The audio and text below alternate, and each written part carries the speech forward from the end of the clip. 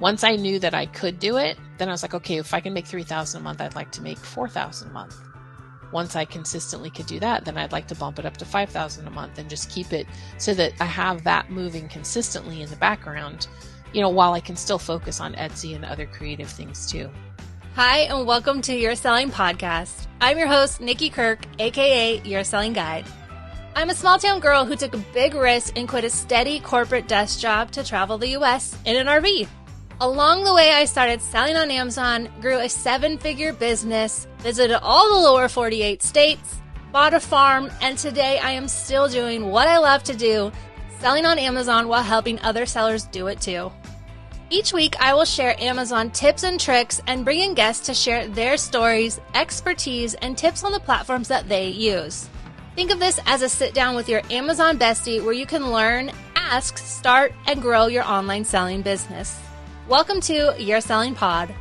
Hey crew, and welcome back. Today on the podcast, we have a special guest, Foth.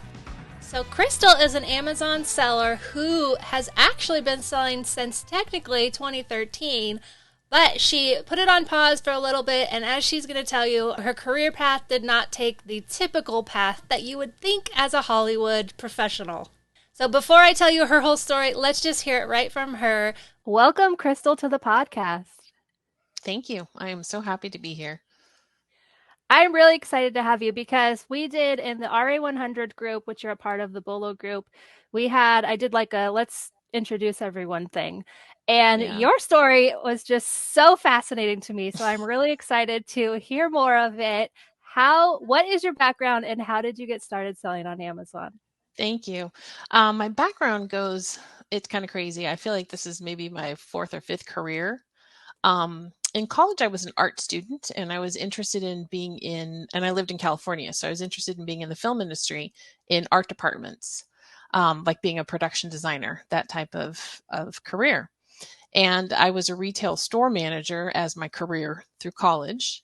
And so it so happened to be that one of the women that I worked with, her friend was a production designer. And so she got me a job as an intern. And that led to the beginning of my career. Like as I finished college, I got this internship on a movie. And actually it was a Reese Witherspoon 1997 movie. She probably doesn't promote that one anymore. But, and it's like in the film industry, especially once you meet one person, it's like you get another job, you meet another person. It's very networked. And I worked my way up I worked for every major studio within about probably a 2-year range, 3-year range, maybe, because that career was pretty short-lived. It was from maybe 95 to like 98. And after I had worked for Disney, Warner Brothers, DreamWorks, I went off and did some visual effects coordination for a small company. I was like, you know what? This is all the same, really. And I'm like, I don't think I want to do this anymore because I have no life. When you do work in film production, the movie is your life. And then when the movie ends, you're always worried about, well, what's the next movie? So you jump on another movie and then you're working 12-hour days. Well, really, it's more like 14, 16, 18-hour days. And I had no life. So I was like, I think I'm done. I'm going to bow out of the film industry. And I was like, my roots are in art and creativity, and I like that. So I want a job that is art related. So I literally went from a pretty good income in the film industry to making like a minimum wage and started working for an art studio. Then teaching art to kids, learning more art techniques myself. And then that career was a 22 plus year career because I ended up becoming pretty much the vice president of the company, running the company, managing all of the art studios, training the staff, but again, building someone else's dreams. So while I was employed for the art studios, I did start getting interested in online business in 2013. And that's when I first heard about selling on Amazon. I started listening to Pat Flynn's podcast, heard of the Selling Family. And Pat Flynn actually had a one-day business, like let's meet up in person thing before he was who he is now. And it was like $500. And I was like, I got to go just to meet him in person, meet all these people. And it was in San Diego. And I lived, an hour and a half from San Diego. So I went to one of his one-day business breakthroughs and met Jessica, who runs the Selling Family, who was an Amazon seller. So she was the first person I ever even heard about it, that you could do it. I was running a blog and wanted to, share art with kids and things like that, which I still have that blog today. But I learned more about different online businesses from all the people there, went back home and thought, okay, I could sell on Amazon. I've got my blog and I've got this. So I dabbled a little bit. And I think it was first things I sold were some Michaels little personalized mugs. Like they come with paint and you could personalize them and like cook them in the oven. And they were like, I had coupons, right? So I worked the coupon system. I got them for like $1. And I was like, these sell on Amazon for like 18 bucks. So I was buying them by the case at my Michael's, and I wasn't even bubble wrapping them or anything. I literally was like putting the sticker on them and just like putting them in a box. It didn't ask for bubble wrap, but I did pretty good, but then I couldn't find the mugs anymore. And I was like, I started shopping some other clearance and I'm like, oh, this is a lot of work. I have a full-time job. So I really kind of did it for a little while just to prove the concept. And I knew I could do it, but I was busy with work. So I set it on the wayside. And then come the pandemic, I was like, maybe this is the time. And it was. I never went back to work, and now I work for myself full time. Nice. So the art studio you worked for, it's still Mm-hmm. there, right? Yep. You Yeah. just kind They of got quit. a little smaller during the pandemic, because we were obviously teaching in person too. So when the pandemic shut us down, I remember leaving my office thinking, oh, okay, we'll be back in a couple weeks. And then in a couple weeks, I went back to the office to pick up my plants because I'm like, okay, this is definitely not a couple of weeks. And prior to the pandemic, my friend, a dear friend of mine at work, she helped me develop one of my own products that is art related, but we started an Etsy shop kind of together. So we were dabbling together. And when the pandemic came, we were like, okay, well, let's do more on this Etsy thing. So we went kind of full in on Etsy on some art related things. I actually started another Etsy shop in the pandemic with plant related things. Living in Southern California, I was selling my tiny baby succulents, which did pretty well. And so as these little businesses were kind of bubbling up, I was like, oh, I just cannot. I think I'm done. I had already been feeling like I needed more. And I was like, if I go back, I'm like, I just have to make this happen. And so Amazon, I thought, okay, well, Etsy is kind of fun money. It's not paying my mortgage, but it's there and it's still something I build on. But I knew I could pay my mortgage with Amazon. So if I put in the effort, so I tried it during the pandemic. Once we could get out and shop, mask and all, whatever, I was like, okay, I'm going out. And I had the grocery outlets, and little did I know. And I'm probably at that time too started watching more YouTube. I think that's where I've probably started following you. And it's interesting. And I feel like, Kismet, kind of how things connect, because I heard about you through Damien. Oh, And I heard about Damien through another entrepreneur I follow named Cliff Ravenscraft, right? And so like once I was like, wait, but okay, Damien mentioned Nikki, and I've already been watching Nikki on YouTube. I was like, this is totally meant to be. Because how on earth would these two things, like I'm on Amazon, I'm looking for YouTube Amazon things, and I already had known of you. And then once I found out you were Damien's roommate, because I was watching The Road to 1000, I was like, okay, I'm done. This is, I'm totally committed. And so once I could start shopping and prove to myself I could pay the mortgage, I was like, okay, this is what I'm going to do for sure. nice. Do you still sell? You have your two shops on Etsy? Yes, I actually have 3 shops on Etsy because I Nice. started. It's interesting, with Etsy. They're just like on YouTube with Amazon. You can find so many people saying so many different things about Amazon. It's the same with Etsy. You should niche down. And if you sell printables, your shop should be only printables and this and that. I kind of didn't follow that. I'm like, I'm just going to do whatever I want anyway and see if it works out.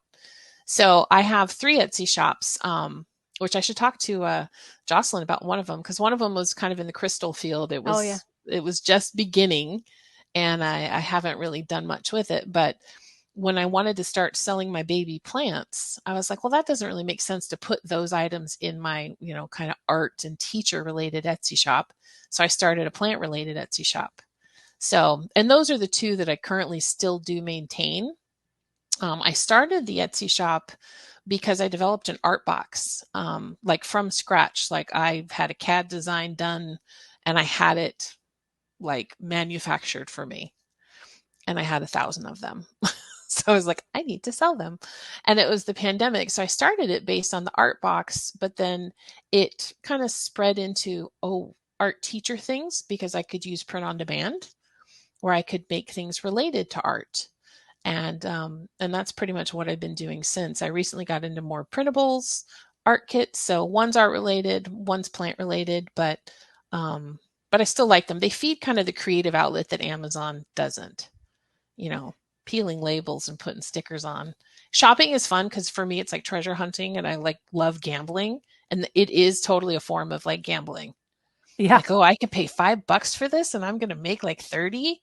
I'm in. Give me the whole shelf. So I like the treasure hunt of it, but when it comes to the prep and these stickers, I'm like, okay, that's the hard part. Did you sell all of your 1,000 art boxes? No, I probably Oh, have. I've sold hundreds of them. I nice. have, but I still have a lot of them left. And that was a project that the pandemic, and it's still, I have a future project that my actual intention for creating them was, um, I would like actually to be able to donate them with the little starter art supplies in them because they're small, to hospitals, especially like children's hospitals. Like if a kid has to check into a hospital, chances are they're going to sit there with any entertainment on an iPad. And I Right. designed the art box to be small, and it's actually like a portable easel that you could easily use in a small environment, like on a plane or in a hospital or on a little table.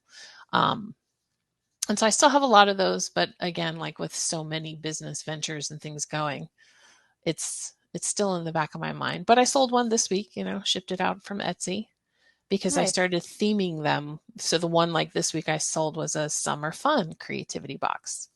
My friend designed a bunch of printables. So we've got summer printables, like coloring pages, a sketchbook, a couple little summer crafts, anything that I can pack into my little box. Yeah. I I can totally see how that would drive the creative. It sounds fun. I'm creative also, and so Yeah. that is really it just sounds cool to me. Like, so I can see how that would be awesome. I know we've chatted about this offline, but I recently took up again pottery since I did it in community college, like one class, and I really liked Hmm. it. But I finally was like, I need to do something Yeah. because you can just get so burnt out. I love it. I mean, I take my phone to take photos of the stuff and listen to podcasts, but other than that, it's like my phone is away. I'm Yeah. dirty. It's fun. And it's just been a lot of fun to have that outlet.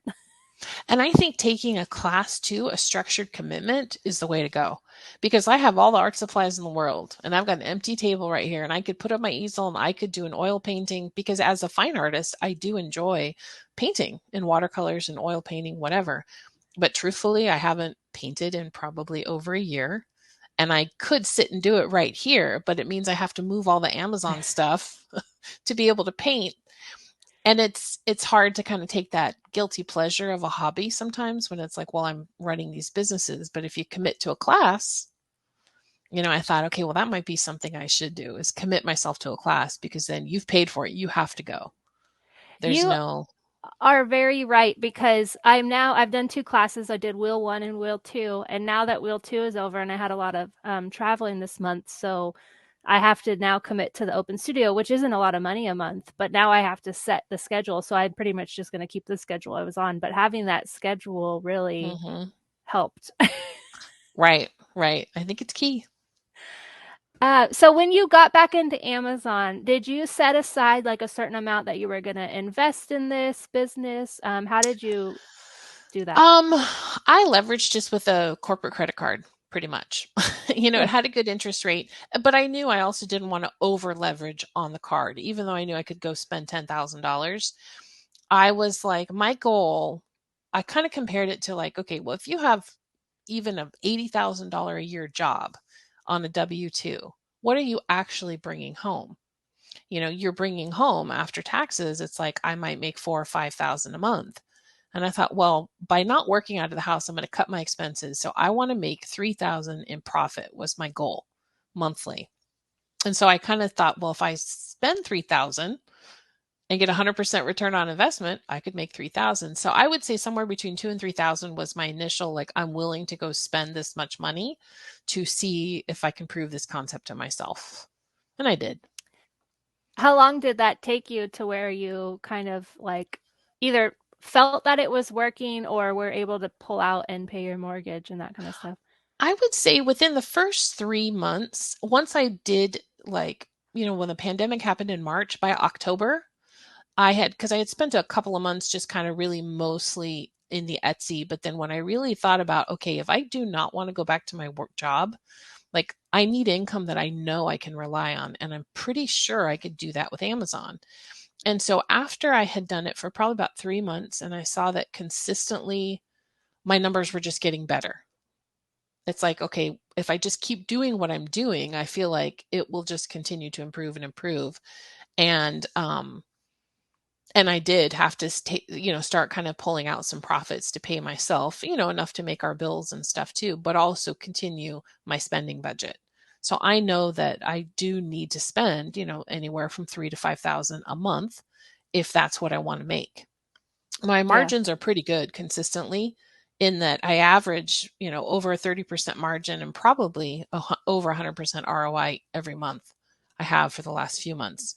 Like, I do feel like I could even do more volume if I reduce my standards like a little bit, Hmm. just to get the profit faster, but I haven't yet. The numbers just kind of work out the way they work out. But once I knew that I could do it, then I was like, okay, if I can make 3,000 a month, I'd like to make 4,000 a month. Once I consistently could do that, then I'd like to bump it up to 5,000 a month and just keep it so that I have that moving consistently in the background, while I can still focus on Etsy and other creative things too. Is it just you doing everything? Do you prep everything or do you have people, family that Pretty helps? much. It's pretty much me. My husband does help. He'll pull out the folding table in the living room and I'll be like, okay, bundle these. Here's the stickers. And my daughter, I have tried to get her to help me. She's 15. And she's just like, no, not into it. Although now she's of the age where she's talking about getting a job outside of the house. So I may let her do that. So she really learns what it's like to work and to go make the $12 an hour, if that she's going to make here in Nevada. Um, as a 16-year-old with a job, maybe let her do that for a little while. And then mom's offer might be a little sweeter when it comes to employment. We'll see. But I think she needs Nice. to go do some real world employment when she realizes Yeah. how easy it would be to help me prep. And somewhere that you can get a discount, right? Like go Yes, to Marshall's. exactly. I'll be like, go to Ross, go to Marshall's, go work there for a little while, get me that employee discount. Yeah. And then when you quit, just let me know a week before because you're going to go to work for me. We'll see. She did help me Did do some sourcing a little bit. I had her download the app and kind of taught her how to just evaluate things quickly. But I think that was like 2 shopping trips. And she was like, I'm over it. I don't like Walmart. I'm like, okay. Yeah, I had my roommate Damien, I had him come once and he was like, yeah, no. That it was like one store, one shopping trip, and that was Right. it. But Yep. he says it takes labels off for me, and so that's like a huge help. Yeah. Yeah. And my husband, and he runs his business too. So I don't like to bug him too much, but he knows the potential of this business as well. And I'm like, hey, especially if the prep is real easy. And I tend to be an over prepper. I like to polybag just about almost everything. So I'm like, okay, all you have to do is just bag these up. When it comes to the price tag taking off, that takes a little finesse. It really does, because I don't want to damage the package. So I tend to be the one who, and I'm a little OCD control freak on the side too, tend to take off the labels and then I'll pass along for the bagging and the prep. Yeah, that's funny. I sometimes I'm like, really? What is this? You're fired. Like, I'll do the rest. But then like the next shipment. Right. I know. And when I hear the numbers that your shipment, sometimes when you're like, I've sent 500 items, I'm like, I feel like it would take me like 3 weeks. I tend to be really bad about getting my shipments out because I go out and I'll be dropping off some FBM orders. I'm like, oh, well, I'll just pop into Ross here. And the next thing I know, my day is pretty much shot. It's dinner time and I haven't again prepped. I've just been shopping and sourcing and coming home with another little bag that lines my hallway. Outside this door is my hallway. and I drop out there until I can bring it in here and process because I can't handle too much of a mess in here. Oh yeah, that's the only I mean, it'll be interesting once the shop is done how it changes, but there's nowhere to keep it in an RV, so I have to get it all out. Right. Or you're stepping on it, tripping on it. Yeah. Yeah, exactly. I can shut this door and walk into the rest of the house. And so that is sometimes a problem because just be like, I'm done today. Shut the door. Out I go. Oh, that's a dream. That is a dream. It is, right. There's nothing quite like that sound of a new order coming through on your Amazon account. But do you know how much you're actually making on those orders? Your Selling Podcast is excited to partner with Sellerboard. Sellerboard is an accurate profit analytics for Amazon sellers as well as eBay. With just a quick login to the app or your dashboard on a desktop, you can see what your true numbers are for all of your Amazon orders by the day, week, or month. I love to use it to forecast out how I'm going to do that month and use it for my planning. Sellerboard doesn't just tell you your profit, though. They actually do so much more. So if you're creating a private label listing or you're making your own bundles, you can use Sellerboard to get reviews for your product pages. Sellerboard is a robust profit analytics tool, and I use it every day in my Amazon business. You can try Sellerboard yourself, connect it to your Amazon or eBay accounts, and see how it works for you. Get 2 months free by going to yoursellingguide.com/sellerboardprofit. Again, that's yoursellingguide.com/sellerboardprofit. Try Sellerboard today and get the true profit picture of how your business is doing. So I have a question because like where I live, there is maybe a handful of sellers. I don't really run into anyone while I'm outsourcing.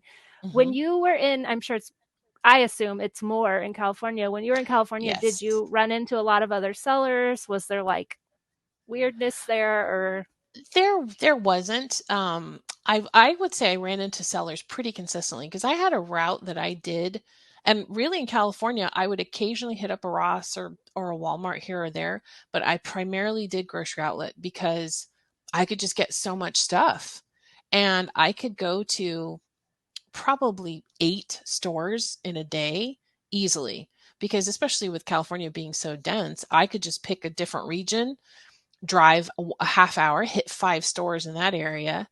And I would occasionally, you'll get the eyeing of the cart happening when you see the quantities in people's cart. And I'm guilty of it too. If I see quantities in your cart, I'm looking at it like, what do you have? Because I already went down those aisles and you have stuff that I maybe left behind because I don't scan everything, and maybe they're scanning things I don't. A couple times I did have conversations with a couple people, just where are you in your journey? Are they new or old? And it was very amicable. I definitely got hit up probably a couple of times, 2 or 3 times, with people who had prep centers and they're passing out their card. That's Hey, funny. my brother and I run a prep center, and you look like, and I'm like, I think they're in here kind of maybe on purpose. I'm not sure. After it happened a couple of times, I'm like, I think these prep center owners are out in retail stocking for the sellers because they want to promote their business.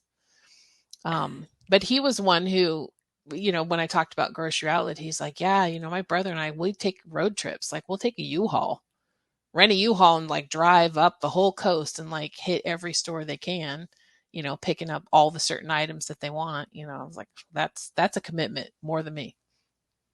Yeah, so I just recently flew back to Oregon to go source grocery outlet, and I'm only there for a week, right? So I can only get so much stuff because it's still at the end of the day it's a test buy. Like Yeah. it's a huge, huge gamble. I'm gambling Yeah. that it's gonna be pay off, that it won't tank, and so I end up leaving a lot of stuff behind at the third, fourth, fifth grocery outlet. But I Right. miss being able to just go to all the different, especially chasing something.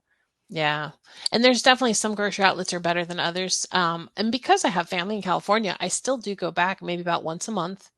And there's a cycle of probably about 8 or 9 grocery outlets that I can kind of hit in a couple of different areas. But my last couple of trips, I didn't come home with that much because I do like to focus on a little bit more health and beauty, like small things that are Mm-hmm. easy to prep. Um, so like canned food and things like that that are heavy and going to take up a lot of room, I'm like not scanning very much. Although black pepper spam, a very long time ago, was one of my first products that I had found in a grocery outlet. Black pepper spam. It was a good one. So if you see any weird spam flavors, check those out.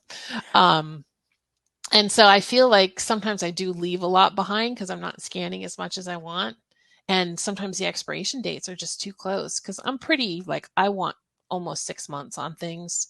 I don't want to run it tight because if it's too tight and it sits in transfer or Amazon takes a month to open my boxes, which can happen, I'm like, I don't want to eat 12 boxes of crackers because it was too close on the date.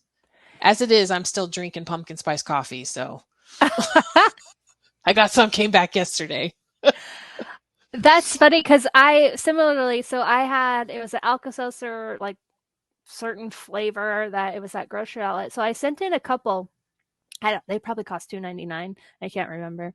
I sent them in. They're selling for like $24 for the little box of, I don't even 10. I don't even know how many in it. And Right. so I sent them in. The expiration date was getting kind of close already, so it was kind of a test. And then they all sold so fast that I went and I grabbed everything else that they had. And man, I was to the wire on that expiration date, but it was like too good to pass up. Yeah. Yeah. And I definitely would take that gamble too. You know, if you knew, if it's like, okay, am I willing to throw all of this inventory or maybe half of it away at $3 each? Yeah, I probably could. And knock on wood, I've done pretty well and not had too many things expire. Although I Yeah. recently had a little gingerbread train set. I had like one left. And finally I'm like, Amazon, just throw it away. So for all of you listening who don't live by a grocery outlet, fear not, because when I was there, all that stuff is at Ollie's too. Like not all of it because it's not that much, but stuff is at Ollie's and you'll see it at like TJ Maxx and Marshalls and Ross. Yeah. So don't, and actually it's cheaper at those stores than it is at grocery outlet, but Yeah, that is true. grocery I've outlet noticed does have that. a lot more of it. Yeah. Yeah. I just have to tell you about one of my other favorite chases because it was just too funny. So it was a tiny little, like, I don't know, one of the little spices. So I'm all about the spices. I actually just found another really hot spice while I was there. But this Oh. one, little, it was roasted garlic Lawry's seasoning. And for whatever reason, the roasted. So I got a couple of them. I sent them in and they sold, I want to say for $20, that little tiny seasoning. And so Yeah. I was chasing that all over. I know we were like in like the Klamath Falls area and then we went over like Crater Lake area. So wherever there was a grocery outlet, I was driving sometimes like an hour just to get to one because it's kind of Yeah. rural. And that thing, I love that spice. That's still my favorite spice. But I recently got another one. It's one of those bigger Costco size ones.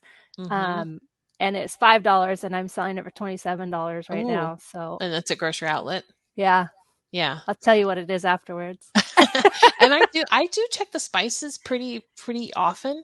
You know the accent that like basically it's Oh, MSG, I think. I one of my stores had that and there was like a little 3-pack on that that did pretty well at one point. And then there was another spice brand. I'm trying to think of the brand. Maybe Old Thompson or something like that. It wasn't like a Lowry's or McCormick. Although I think I might even still be gated in McCormick. But I think it was like an Old Thompson or some little bit more obscure spice. But my store had cases of like an onion salt. Or maybe it was an onion powder. I don't know, something, but a 3-pack was selling for like $30 and I was getting them for like $1.99 each. So I stocked up on those until that well ran dry for sure.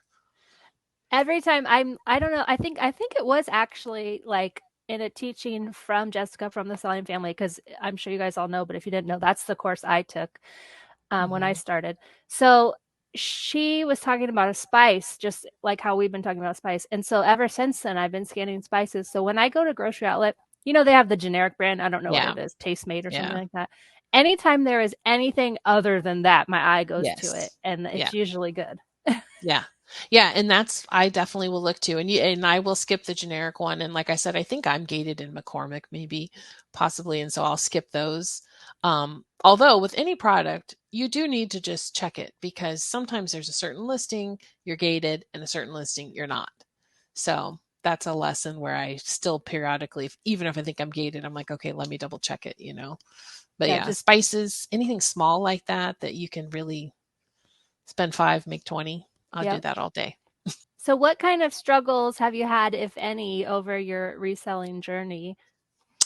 I would say with Amazon, especially if you're doing retail arbitrage, if you're somebody who likes consistency and reliability, in retail arbitrage, it can be hit and miss because are you going to find that same product?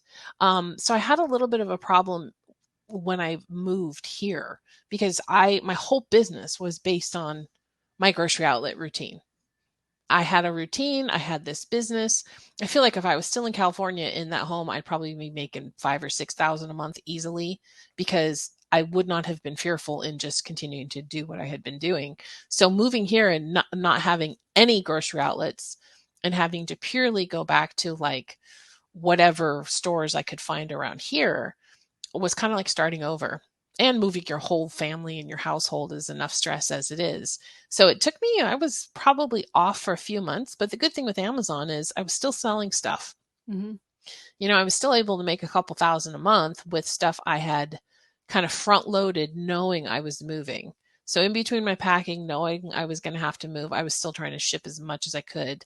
So that kind of got me into here having to pretty much start over. And I did. And luckily this February and March, or maybe January and February, I had my best months ever because I had a couple of chases with some Valentine candy where, it was one of those listings where Amazon that I had my first $1,000 day on Valentine candy. I was doing a lot of it FBM because it's a listing that was popular and Amazon couldn't keep it in stock. Or Amazon's fulfillment date, looking on the website was like, oh, February 17th. Well, that's not going to help. Yeah.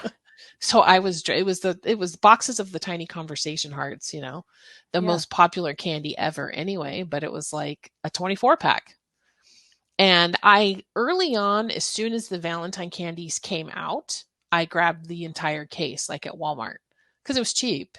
So I bought it all and listed it, I think FBM, maybe sent a little bit in FBA and didn't sell any of it until one day I sold all of it.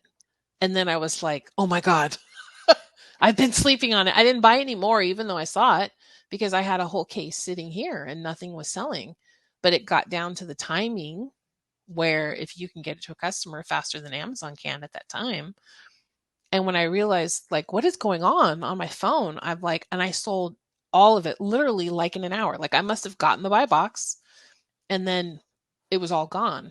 So I was like, okay. And that was really, I would say, my first chase here, and Vegas is only so big. So I went everywhere. Like I did the Yeah. whole town, every Walmart, every Target, and cleaned up as many as I could to at least try to keep it going as much as I could. So, and that worked out. So I had some good months, but it has been like starting over. And that's the challenge.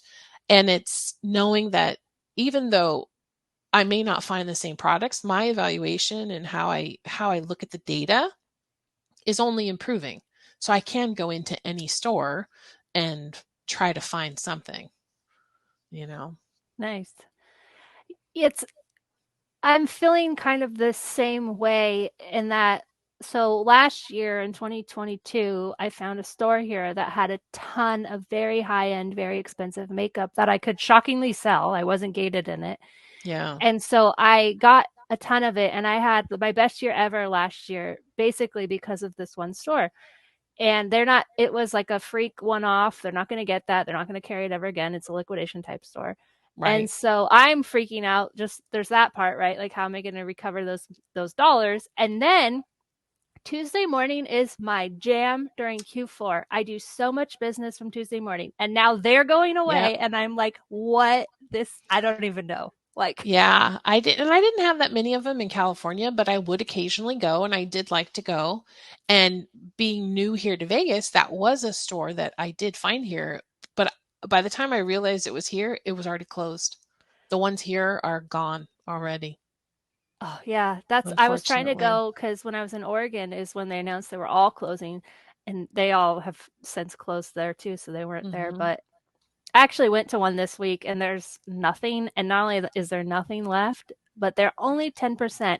And they raised the price. You can see, I looked. The sticker was one price. They raised the price. So basically, you're paying the original price. Only you Right, get no sale. 10% off. Well, yeah, So, yeah. But that's they not a do, sale. they carry a couple of brands that are holiday specific brands that I sold a ton of. So I have to figure out another source for that brand. Right. Maybe Big Lots. I've embraced Big Lots a little bit more here than I did. Big Lots is very hit and miss, and some of their prices are still super high to me on certain things. But it just depends. Like, I just, some of it makes no sense. Like, I was looking at the toothpaste and things because there's a couple that I do sell and I'll pick them up here and there. It's all about the ounces when it comes to toothpaste. Yeah. 3.9 versus 4.1 and whatever it might be. But it's like some of them are like, why is this tube 4.99 and then this tube's $1.49? I don't get it, you know? That's so Big Lots. Every time I go there, I don't do a whole lot of Big Lots, but whenever I go, I don't know, usually go to the toys, and I'm like, I hope people don't buy their toys here. They are so expensive. Yes, they are. Unless it's like I actually did buy two toys, and one of them was because it was a Bolo group share. So I knew to just look, and I really was only looking to see if they had that. And I went to three stores, walked through the aisles. One of them actually had one of the toy. I was like, oh, it was like the light shined on it. I was like, okay, I'll take that. And there was the one other random toy that I scanned only because it was like $13 and it had been marked down already and it was a one off. And sure enough, it's kind of an oddball, like kawaii type of toy or something that is selling on Amazon for like $45. So it's like, I feel like you might find one or two here or there, but some of the like Transformers or He Man or anything like that, I'm like, it's like so expensive. It's more Yeah. than Amazon's price in the store. So I'm like, I don't really do much of their toys either.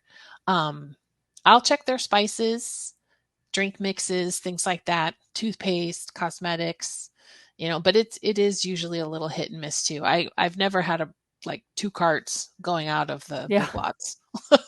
It's like two-thirds of a cart, if that, you know, Yeah, exactly.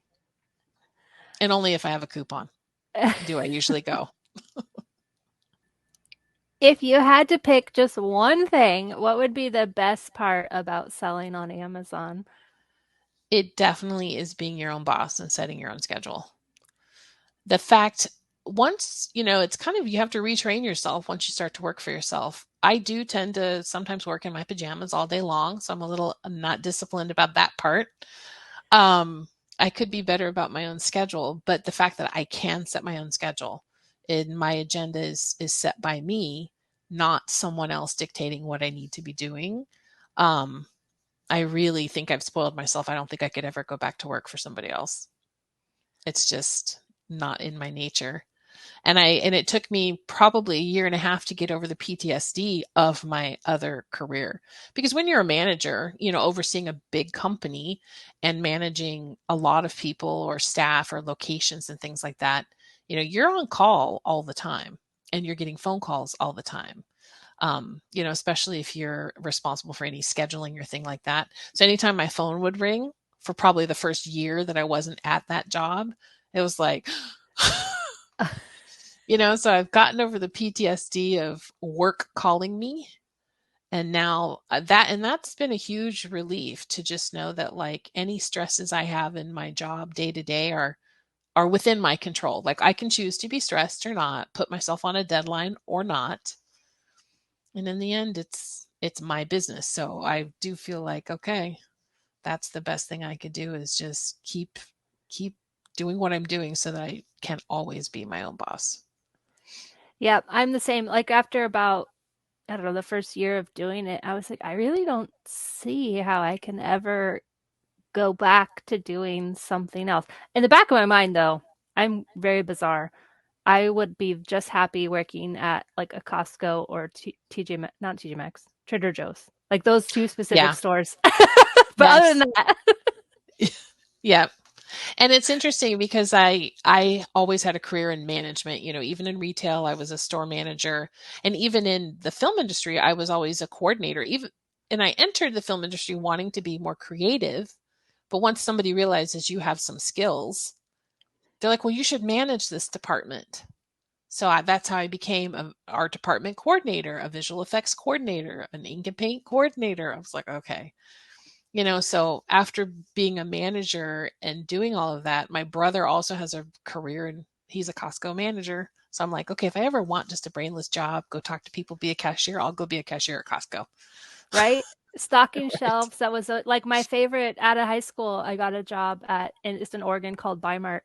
And I describe it as a Walmart, but like on a Rite Aid scale. It's like a tiny little store. Yeah. And I just loved stocking. I loved getting stuff in the back. That's why I'm excited for the warehouse. Is like it's going to be Yeah. my own little warehouse that I can have. Okay, now on the flip side, what would hmm be the worst part of being your own business boss, all of that kind of stuff? I would say my lack of discipline in my schedule.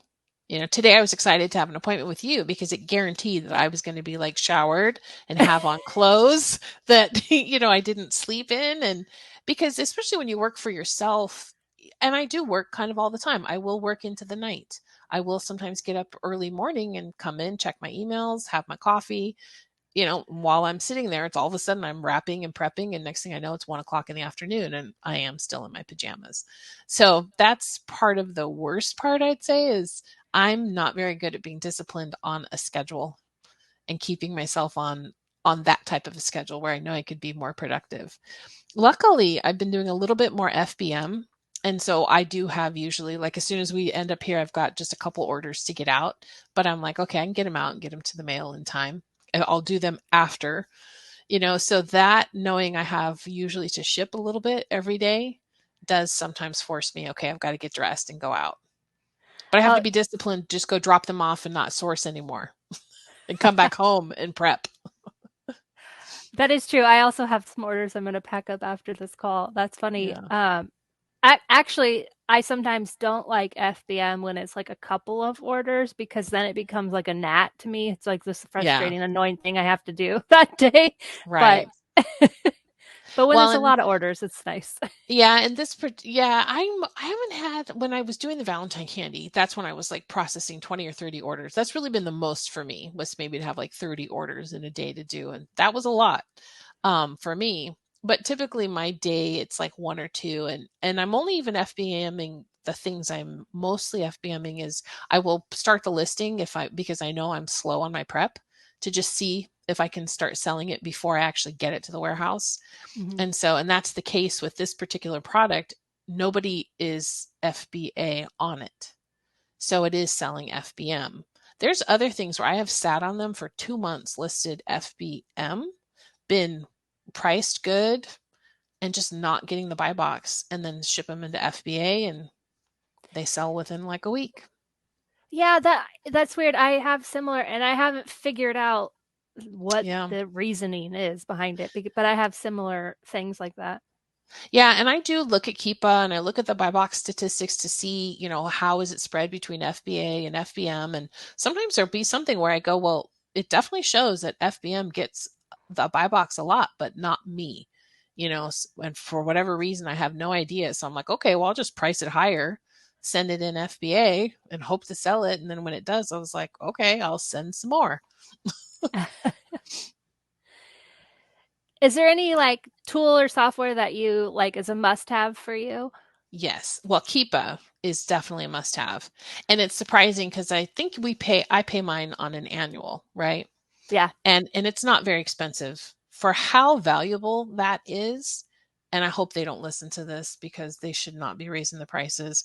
But today, I saw the yearly charge and I was like, they're going to raise the prices at some point because it is I couldn't imagine selling on Amazon without Keepa and having access to that information because it is really how you make most of your decisions. There's some things I'll buy on the fly without investigating Keepa every time, but Keepa, I would say, and Sellerboard, thanks to your recommendation, because I handle all of my finances, all of my expenses, and everything runs through QuickBooks. And I was already running QuickBooks with a corporation prior to really selling as much as I do on Amazon. So Seller Board is my number one, I would say, Amazon between Keepa and Seller Board, because Seller Board breaks down the real profit. And I like Mhm. how they do have those little reports you can run to kind of find out if you've got some money coming back to you. I like that it pulls in your FBM shipping. Takes a little bit of Mhm. time, for that to kind of catch up. But in the end, when you look at your number for the month, seeing your numbers in that way, I don't think there's anything that does it better than Seller Board. Yeah, there's so I think I've mentioned this before, but when we had the cold medicine shortage earlier this year, I was selling some like cough medicines or whatever, those 4-ounce little bottles, but not Hmm. necessarily light, but so I grabbed four and I sold all four and I realized I made a quarter because of seller board. Oh, If I yeah. hadn't had it, I would have just been buying and oh, they're selling like. Yeah, and sometimes you do think something is small and you go, oh, it's not going to cost me more than say $4 or something to ship it. But then it hits the scale and it's like, over 12 ounces. And it's like, it's like those benchmarks of over 8 ounces, over 12 ounces, and definitely if you're over a pound. Um, so there have been some things where I've been bummed because it ends up, by the time I package it, it's 12 or 13 ounces. And I'm like, oh, that Yeah. just cost me $7 to ship instead of $4 to ship. So yeah, I made $1. But at least I got my money back and made a Yeah. dollar. Right. That's Right. how You I got was your like, money okay, back and made a quarter. didn't lose entirely, but Right. not going to refund that. And then Right. it's funny because Keep It used to be free. Like I think my first Oh, 2 or 3 years, yeah. and then they started charging. I think Yeah. I don't know if it's because it's a European, so you have to do the whole conversion. But I also do it on the annual. You save a little bit, and you only get that Yeah. conversion charge one time. Right. Because I think it ends up being maybe a couple hundred a year. Because I think it was like, I don't know, Yeah. 189 pounds or something like that. Okay, so if people want to connect with you, where can they find you? Are you out on the social medias? Yes, I'm on Facebook, just my name, Crystal Foth, and Instagram, Crystal Foth. I did create, I've got like an Instagram based on my plant interest. I did start an Instagram, at least I got an account for internet selling. I titled it selling Maven, just selling Maven, because I thought, well, that covers Etsy, Amazon, everything. But there's literally like nothing there. But Crystal Foth on Instagram is probably the best way to reach me. Okay, I'll be sure to tag all of those, link them in the show notes so that you guys can just click and follow her there. Thank you so much for coming on. This was a great conversation. I had a lot of fun. So Thank you. thank Me you. too. It was definitely great. I appreciate it. Thank you guys so much for tuning in. If you want to join the Bolo group, it is available to join anytime. You can head to yoursellingguide.com/bolo to learn more. Thank you so much for listening. Please leave me a review, subscribe to the channel on YouTube, and until next week, happy sourcing.